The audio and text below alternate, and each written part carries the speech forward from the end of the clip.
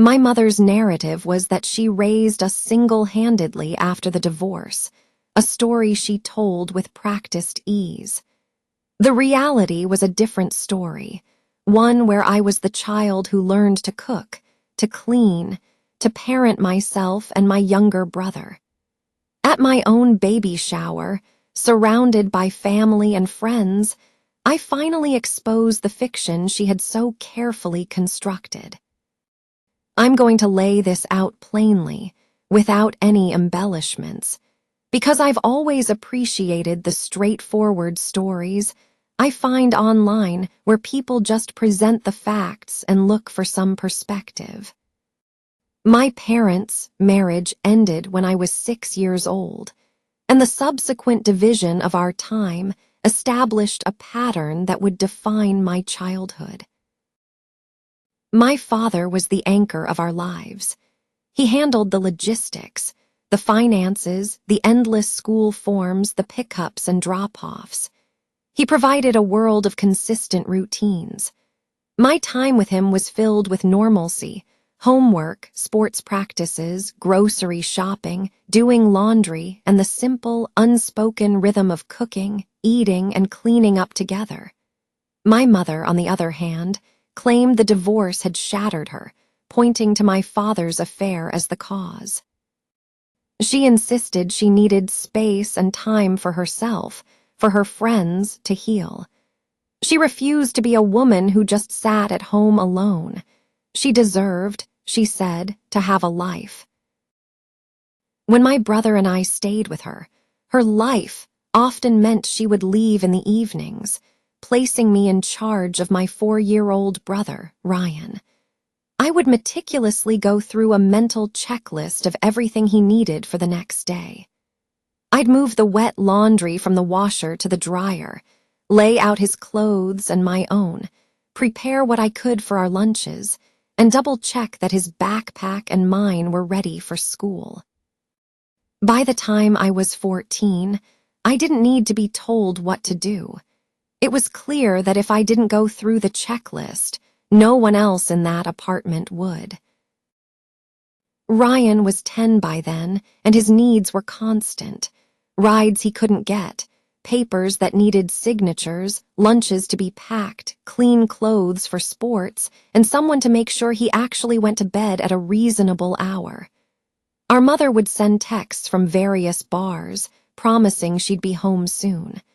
Another text would follow, and then, usually, silence. I learned early on not to wait up for her.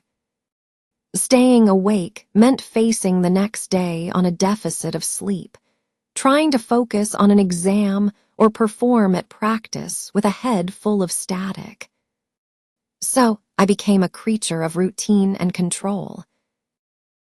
I set alarms, I established our schedules, I watched the clock, and I scribbled down everything.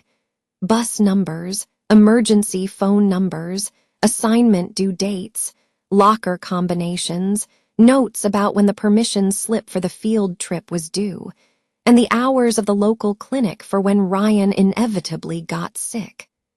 Throughout all this, my father never spoke ill of our mother. He never burdened me with his own feelings about her choices. In turn, I didn't tell him the full extent of the nights at her apartment. I knew that if he tried to take legal action, the custody schedule might not even change, and we'd be forced to continue the handoffs while they waged a new war. I didn't have the energy to be in the middle of another conflict.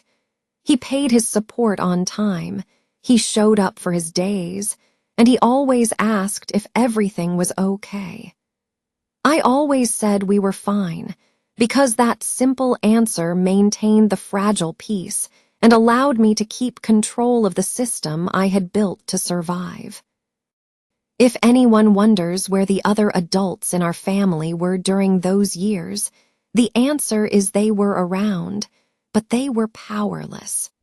The custody order was what it was. My mother assured them she had everything under control, while I was the one actually handling things.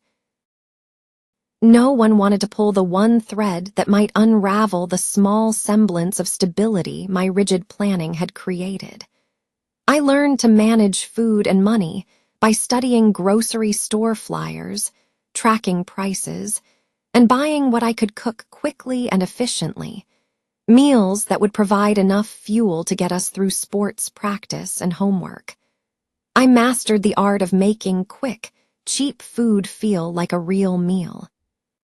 I discovered that leaving a large pan of cooked rice in the fridge meant I could always whip up something presentable when I got home late from an activity, without having to start from zero. None of this felt heroic. I'm not writing this down to fish for praise. This is simply what happened. It was the work I had to do to prevent our lives from being a series of constant emergencies.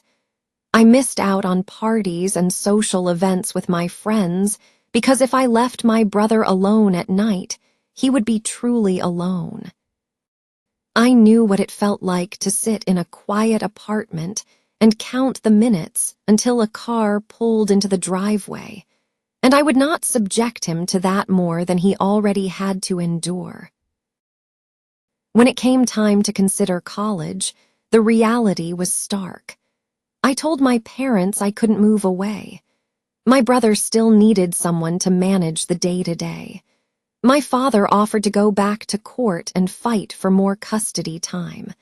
I told him he could try, but I was terrified of a legal battle that might change nothing and only create more chaos. We made a compromise. I would attend a local community college, find a job nearby, and keep things stable until Ryan was old enough to manage on his own. And that's what I did. When he finally got his driver's license and began spending most nights at our father's house, I moved into a small apartment with a roommate and began, for the first time, to focus on my own life. The habits of those years were deeply ingrained, but I also started to breathe a little easier, no longer constantly watching the door for our mother or mentally calculating how much money was left for groceries until the next child support payment arrived. Now let's fast forward to the present.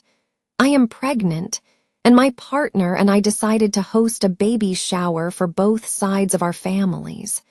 I naively believed we could navigate a short, structured event without dredging up the past. The focus, I thought, would be on the baby, on diapers, bottles, and strollers, and on who was in charge of the cake. I was very clear with the friend who hosted for us. No speeches, no toasts, no activities that involved a microphone. We set a tight 2-hour time frame, and for most of the event, everything went smoothly. My parents managed to occupy the same room without speaking to each other, which was a victory in itself. The goal wasn't a family reunion, but simply to get through the day without an incident. But near the end, my mother gathered a small group around her and began to tell her story.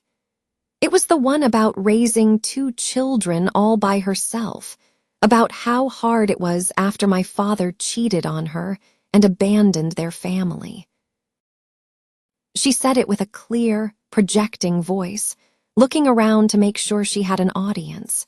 She just kept going. My father was close enough to hear every word but remained silent. I watched as people listened and nodded sympathetically, and I knew in that moment that if I stayed quiet, I would be endorsing a version of my life that erased countless nights of my own labor, a mountain of work, and the unwavering support my father did provide.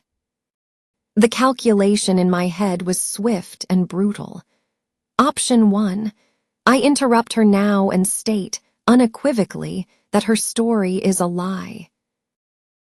Option 2, I let it pass and spend the rest of my life correcting her version of history in smaller, private conversations, one person at a time.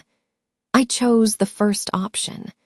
I spoke up, my voice as clear as hers had been, and said that I was the one who raised myself and my brother during the time we spent with her.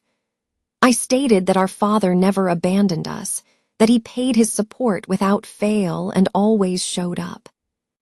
If anyone wants to know who cooked the meals, signed the school forms, managed the pickups, called the bus hotline, sat with us in clinics, met with our teachers, and made sure there was always food in the fridge, I said, they can talk to me. I finished by saying that I would not allow my child to grow up hearing a story that gives credit to someone who did not do the work. My mother accused me of being ungrateful and of deliberately embarrassing her. She and her friends left the party immediately. For 2 weeks, there was silence. Then, a message arrived. It was from her, saying I had crossed a line and that she would not speak to me again until I apologized. I did not reply. Apologizing for telling the truth would be a step backward, and all my energy needed to be focused on the imminent arrival of my baby and on setting up a support system that would actually function.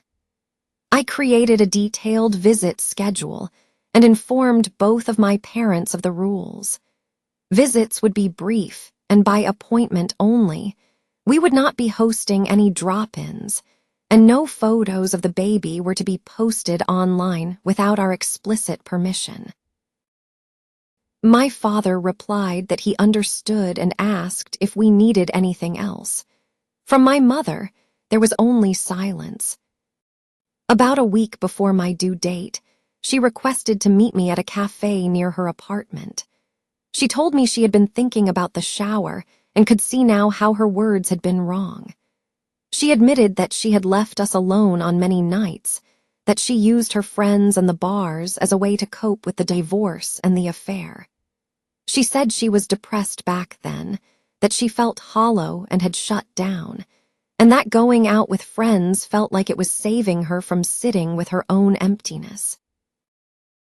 She acknowledged that she should have sought therapy but didn't, citing cost and the fear of being judged. She then asked for a chance to be a present grandmother, a chance to build trust. I told her that while I appreciated her newfound awareness of her past behavior, I would not be rewriting history for her. If she wanted a role in our lives, it would have to be earned through small, consistent, and reliable actions over a long period of time. I made it clear that I would not be her therapist or her healthcare manager. If she felt she needed professional help, she needed to seek it out from professionals. I reiterated the strict boundaries for visits and told her that if she violated them, we would implement a pause. She said she understood and began to cry. I didn't rush to comfort her. I am no longer in the business of managing her emotions. My father dropped by a few days later with a bag of supplies and asked if I was open to talking about what happened. I told him about the conversation at the cafe. He admitted that he had felt a deep sense of shame at the shower, knowing that his affair was the catalyst for the chain of events that followed. He apologized for not having pushed harder, for not intervening more decisively all those years ago when he suspected things were unstable at my mother's house. He confessed he was afraid a legal battle would backfire, potentially causing us to lose time with him and making our lives even more chaotic. We sat for a while, and I told him that I didn't want to relitigate past decisions every time a new issue arose. I needed him to focus on what we need right now, in the present. He said he would, and he asked me to let him know if he started to overcompensate or push too hard out of guilt. I was grateful for that, as it showed an awareness of a pattern I am determined not to repeat, one where powerful emotions drive behaviors that create more work for me. The baby shower fallout prompted calls from other family members who had heard two conflicting narratives about my childhood for years. I told them all the same thing. I am not trying to punish my mother or absolve my father. I'm not ranking them. I am simply establishing a baseline of reality for my child, one built on actual behavior, which will hopefully keep our new family free of drama and revisionist history. I told them my door is open to people who show up authentically, but closed to those who don't. And I added a final note. If anyone tries to push me into a tidy reconciliation story arc just to make themselves feel more comfortable, they should stop, because I am not doing that emotional labor for anyone anymore. So here's the first update, as people have asked what happened immediately after the shower, whether my brother contacted me, and about the general fallout. Ryan called me 2 days after the party. He said he completely froze when our mother started her speech, and that he wished he had jumped in with even a short comment of support to shut it down. He told me he had emailed her that same night, telling her he agreed with my account, that he remembered the many evenings I was in charge, and that he would not sit silently through any future speeches that misallocated credit for the work I did. He then asked me to send him the list of postpartum boundaries I'd created so he could help enforce them, especially if anyone tried to push them when I was tired or unavailable. I sent him the schedule and the rules about short visits, photo consent, and no social media posts.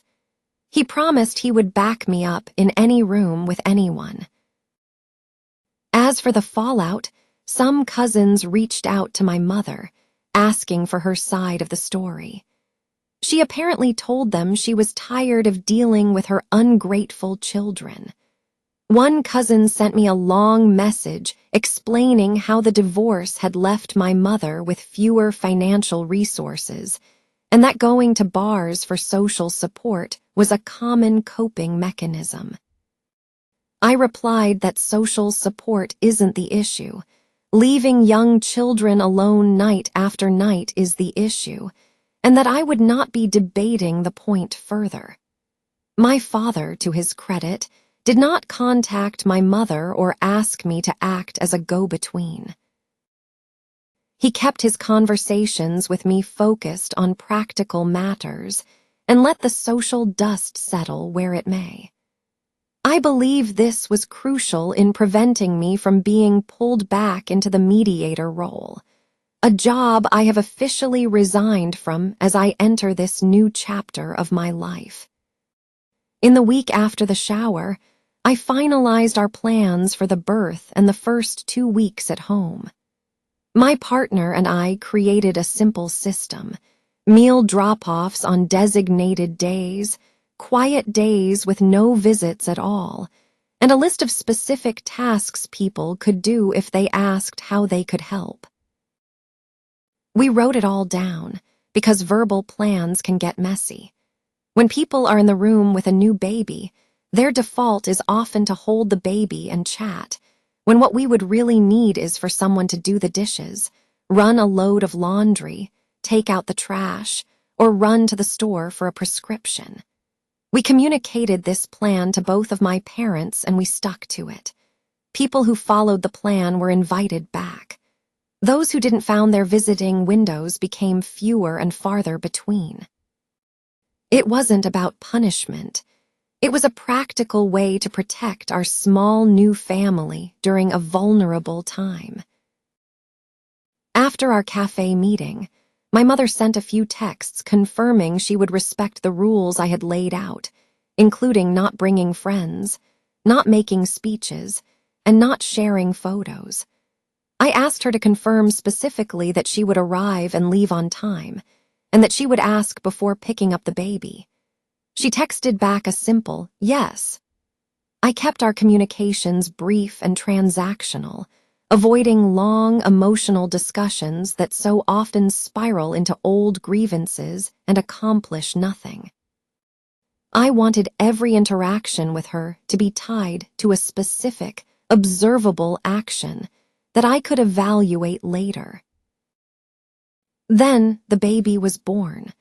The labor went as expected, with its predictable range of pain, decisions, and medical checks. We kept the hospital room quiet and did not allow any drop-in visitors. My father came during his scheduled visiting hours, sat quietly and held the baby, asked if I needed anything specific, and then left to go to our house to get a few things in order for our return.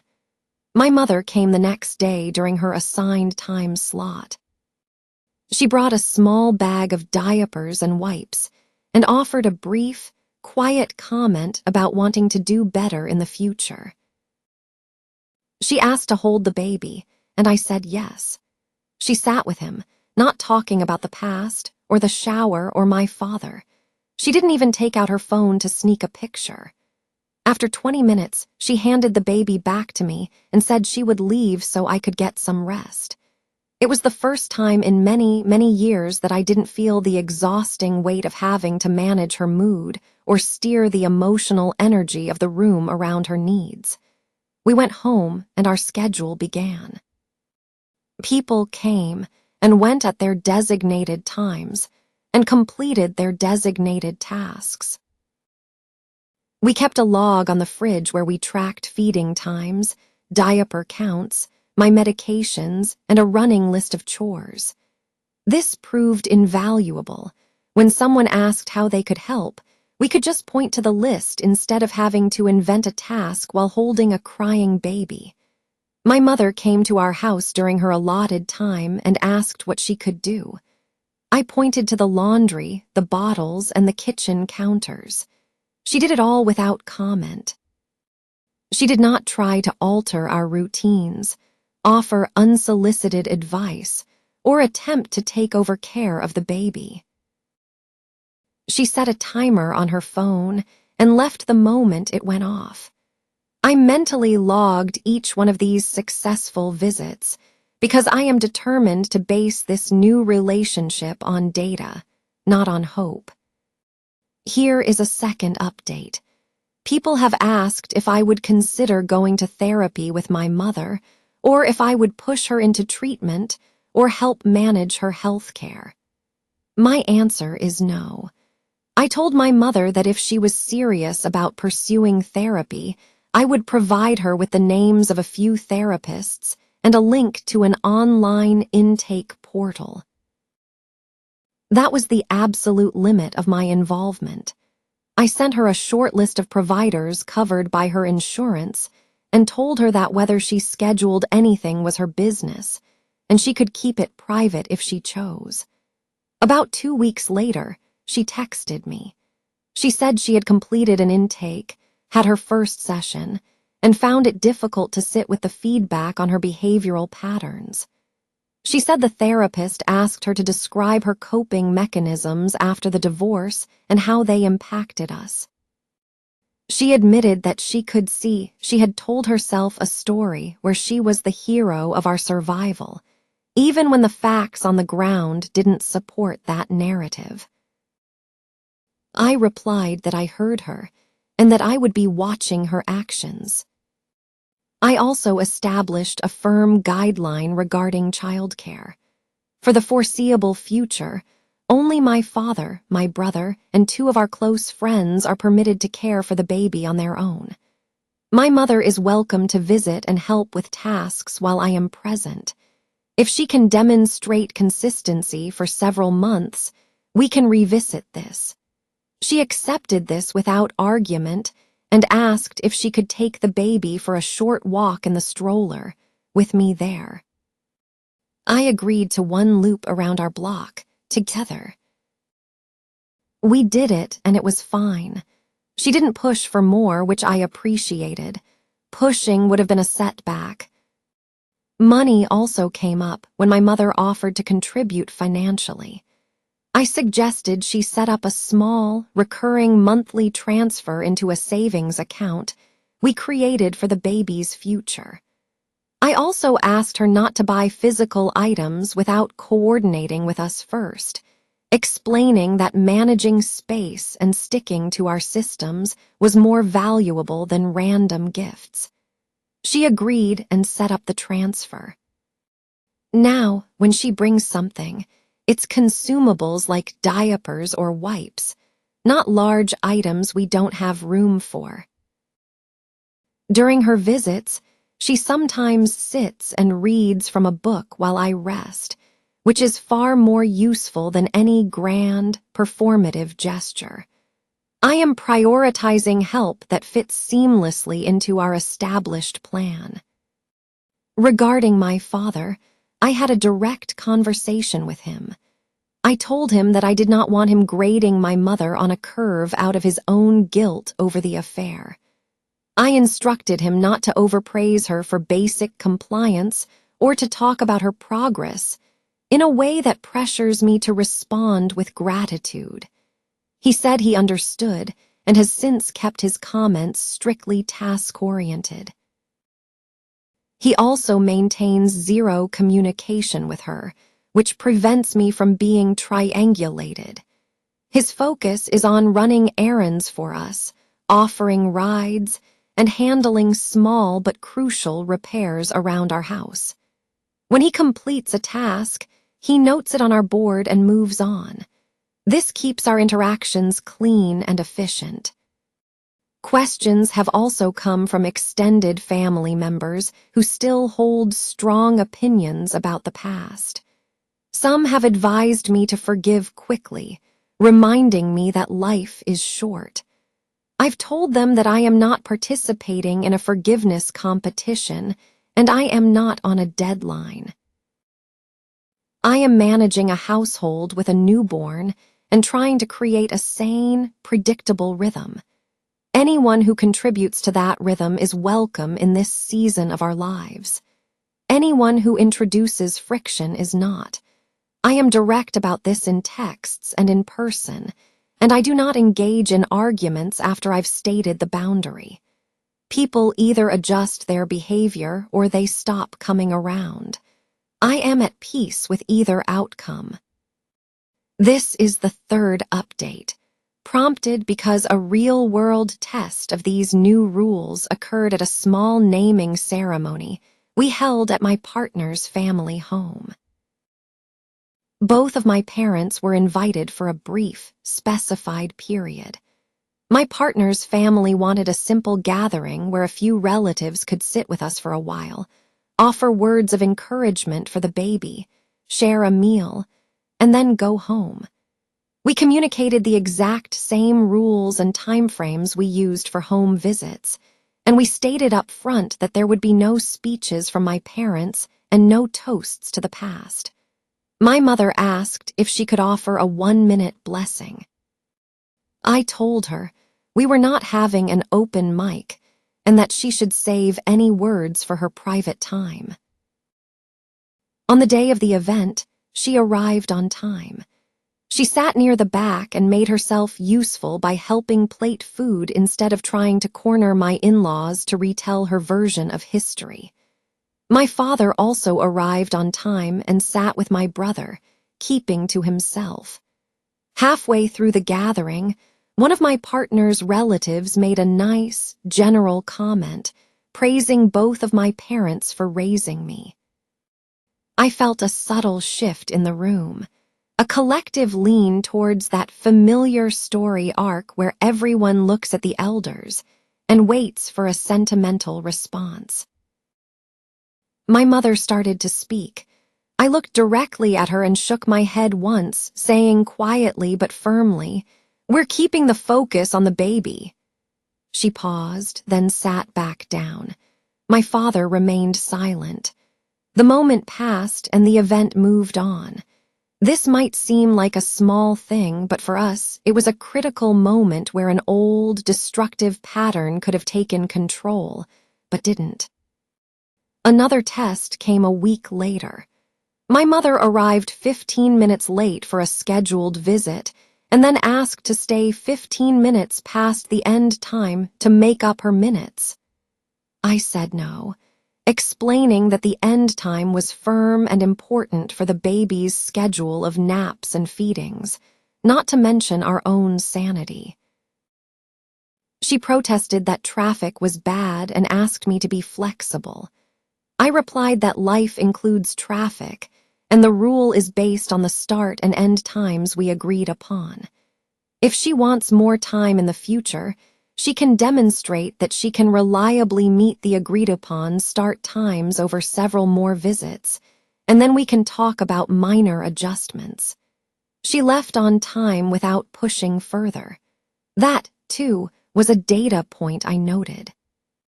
Follow-through is infinitely more valuable than a promise to do better next time.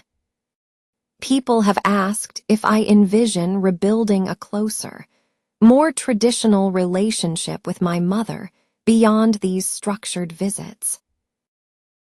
My honest answer is that I'm not making any promises about that because I no longer operate my relationships on the currency of hope. I operate them based on observed behavior over time. I will say this, I have witnessed small steps. She has kept her hands busy with helpful tasks without asking for a trophy. She has not asked to post photos. She has not retold the shower story. She has, by her own account, started therapy. She has avoided creating conflict with my father. These are the steps. I can acknowledge them while still holding my boundaries firm. My brother has stepped into his role as an uncle in a way that shows he is shedding the weight of his own parentified childhood. He comes over on weekends and does whatever errand I put on the list. He will cook a big pot of soup, portion it into containers, and label them, saving us hours of work. He holds the baby and follows our instructions to the letter, and he will often tell me to go sleep while he does the dishes and tidies the living room. I told him recently that seeing him in this role, free from the old burdens, is one of the greatest gifts I could imagine. He said he feels the same way, and that he is just so happy we can finally have a family moment that isn't about carrying someone else's responsibilities. Readers have asked if I will ever consider my mother's apology to be enough. My answer is that words and apologies are mostly meaningless to me now, unless they are backed by a consistent pattern of changed behavior over a long duration. I'm not keeping a scorecard to hold against her, but I am tracking her actions, because I've learned that without that data, I end up lost in a fog of emotion and obligation. And that brings me right back to doing the emotional labor for others. I am not doing that anymore, and I will not raise my child in that fog. I will keep our home on a steady, predictable course, and anyone who wants to be a part of it will have to find their way to fit within it. And since I'm putting this out there for an outside perspective, I'll pose a question. I don't need a label of who is right or wrong, but I would appreciate feedback on a couple of upcoming decisions. The first is whether to allow my mother a brief, solo outing with the stroller in the coming weeks, assuming she continues to arrive on time and follow all the rules. My gut feeling is to wait much longer. Once she leaves the apartment with the baby, I lose all control over what she says to people she might meet, or whether she tries to snap a photo to pass around. I can state the rules, but they are much harder to enforce out in the world. I am leaning towards adding more supervised, in-apartment hours before we even consider that step. The other dilemma is whether I should invite both of my parents to the same future childhood events, like birthdays or school functions, or if I should alternate. My instinct is to alternate for at least the first few years. Shared events create a stage for speeches, competing narratives, and passive-aggressive comments, all of which I want to shield my child from during these early years. Here is the fourth update. 2 more months have passed. My mother has maintained her therapy schedule, at least based on what she has chosen to share, and she has been on time for the vast majority of her scheduled visits with us. She missed 2 appointments. She gave advance notice for one, but not for the other. For the one she missed without notice, I did not offer a rescheduled time. I simply pushed her next scheduled window back by a week as a logical consequence. My time is not an open-ended slot that can be dropped or filled at her convenience. She accepted this without protest, and for subsequent visits, she arrived early and waited in her car until the exact start time. I saw this as evidence that she was internalizing the rules. Inside our home, she continued to focus on the tasks I assigned and steered clear of trying to manage the baby unless I specifically asked for her help. She did try to adjust the way I swaddled him once, and I told her to stop. She did, and she hasn't tried again. One incident did throw a wrench in our progress, and it was the first time I had to enact a hard stop. We were at a family dinner at a relative's house. My mother began telling the person seated next to her about how she did what she had to do to survive after the divorce, and how people don't understand the true cost of betrayal. I heard it from across the room. I immediately stood up, walked over to her, and said that this topic was off limits, and if it continued, we would be leaving. She claimed she was just making conversation. I replied that this conversation violates the rule about not retelling history in public spaces. I gathered my partner and the baby. We said a quick goodbye to our host, and we left. I sent my mother an email later that evening informing her that her visits were suspended for 2 weeks, and that one more incident of that nature would reset her progress back to 0. She sent a text the next day, apologizing and promising it would not happen again. When the 2-week pause was over, she showed up for her next scheduled window and followed the rules perfectly. My father has continued to adhere to the plan without any issues. He has not used my mother's missteps as an opportunity to pass judgment or position himself as the better parent. He has not asked for more access than we are able to provide at this stage. He has not tried to atone for the past with grand gestures that would only create more work for us. He just keeps it steady, which is exactly what I need from him. During one visit, while I was feeding the baby, he did start to express regret about the affair again. I cut him off gently, telling him I didn't have the emotional bandwidth to process that with him right now, but that we could talk about it another time if he needed to. He simply said, "No problem," and started washing bottles, and that was the end of it. I've also had to remind a few relatives to stop trying to orchestrate a photo of me with both of my parents. I do not do that. I take separate photos, and I don't post them online, nor do I permit others to. When people push for a nice family photo for the memories, I tell them that my priority is my child's well-being and schedule, not their photo album. I don't apologize. I state it as a fact and change the subject.